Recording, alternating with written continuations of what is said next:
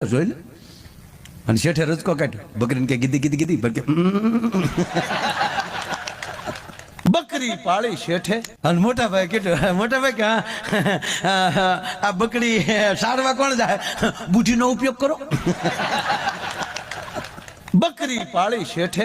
અને મોટા ભાઈ કીધું, મોટા ભાઈ કે આ બકરી સારવા કોણ જાય, બુઢીનો ઉપયોગ કરો. કે શું? દુકાને બોર્ડ માર્યું.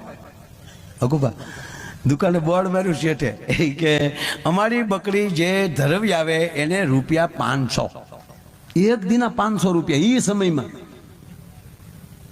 બકરી ધરવાની લાઈન થાય કે આખો દી બકરું સારવાના જો 500 રૂપિયા મળતા એટલે કે લાવો શેઠ તમારી બકરી હું લીધા. શેઠ શું કે લઈ જાવ એનો વાંધો નહીં, પણ પાછા હાજે લાવશે ને તો બકરીને ખવડાવ્યો, ખાય તો ભૂખી તો રૂપિયા નહીં મળે, ન ખાય તો ઢળાઈ ગયેલ તો 500 રોકડા આપી દે.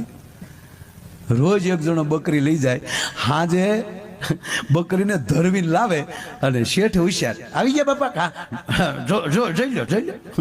શેઠ રજકો કાઢે ગદમ, બકરીને કે ગીધી ગીધી ગીધી. અરે અમને માલધારીને ખબર હોય